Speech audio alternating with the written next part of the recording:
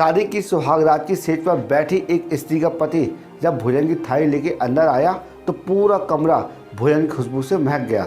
Hi guys, मैं हूं शिव और ये अद्भुत प्रसंग हम सबके लिए। उस महिला ने अपने पति से निवेदन किया कि अगर माँ जी को भी यहाँ बुला लेते तो हम तीनों साथ में बैठकर भोजन करते। पति ने कहा कि छोड़ो, वो सो गई होंगी, आओ हम साथ में मिलकर भोजन करते हैं। तो उस स्त्री ने अपने पति से कहा कि नहीं नहीं, मैंने उन्हें खाते हुए नहीं देखा है, तुम जाओ अपनी माता को बुला के लेके आओ। अब पति ने जवाब दिया। पति ने कहा, क्या यार तुम फालतू की जिद लेके बैठी हुई हो, माँ जी सारी कायों थक गई होंगी और सो गई होंगी, जब उनकी नींद टूटेगी तो खुद उठेंगी और वो खा लेंगी। पति ने फिर से प्यार से कहा, चलो आओ अपन साथ में मिलकर खाना खाते हैं। लेकिन उस स्त्री ने तुरंत उस आदमी से तलाक ले लिया और तलाक लेकर दूसरी शादी कर ली। उसके पति ने भी तलाक ले लिया और उसने भी दूसरी शादी कर ली। दोस्तों, अब दोनों अलग अलग हो गए और सुखी गृहस्थी बसाकर खुशी खुशी रहने लगे।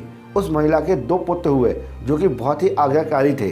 दोस्तों, जब वो महिला 60 वर्ष की हुई तो उसने अपने बेटों से कहा कि मैं चारों धाम की यात्रा करना चाहती हूँ ताकि मैं तुम्हारे सुखमय जीवन की प्रार्थना कर सकूँ।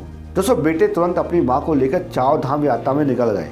एक जगह भोजन करने के लिए रुके तो बेटे ने तुरंत भोजन परोसा और माँ से भोजन करने की विनती करने लगा। दोस्तों, उसी समय उस महिला की नज़र एक भूखे फटेयाल और गंदे वृद्ध पुरुष पर पड़ी। वो वृद्ध पुरुष महिला, बच्चे एवं भोजन की तरफ आंख गड़ाए देख रहा था। दोस्तों, उस महिला को उस बूढ़े आदमी में दया आ गई तो उसने अपने बेटे से कहा कि जाओ इसे अच्छे से नहला दो और इसे अच्छे वस्त्र पहना दो, हम सब मिलकर आज भोजन करेंगे। बेटों ने जब उस वृद्ध पुरुष को नहलाया धुलाया और उस महिला के सामने लेके आया तो महिला आश्चर्यचकित में रह गई। उस महिला ने वृद्ध पुरुष से पूछा कि तुम्हारी स्थिति ऐसी दयनीय कैसी हो गई, इतनी खराब कैसे हो गई। तब उस वृद्ध पुरुष ने नज़र झुकाते हुए कहा कि मेरे पास सब कुछ होते हुए भी मेरे बच्चे मुझे भोजन नहीं देते हैं। उस वृद्ध पुरुष ने कहा कि मेरे बच्चे मेरा तिरस्कार करते हैं और मेरा अपमान करते हैं और मुझे घर से बाहर निकाल दिए। तब उस महिला ने कहा कि इस बात का अंदाज़ा तो मुझे सुहाग रात के दिन ही हो गया था। उस महिला ने उस वृद्ध पुरुष से कहा कि आपने अपनी माँ को भोजन कराने की बजाय आप मेरे कमरे में स्वादिष्ट भोजन की थाली लेके आ गए थे और मेरे बार बार कहने पर भी आपने अपनी माँ का तिरस्कार किया था। आप उसी का फल भोग रहे हो। दोस्तों, जैसा व्यवहार हम अपने बुजुर्गों के साथ करेंगे उसी को देखकर हमारे बच्चे भी यह अवगुण आता है।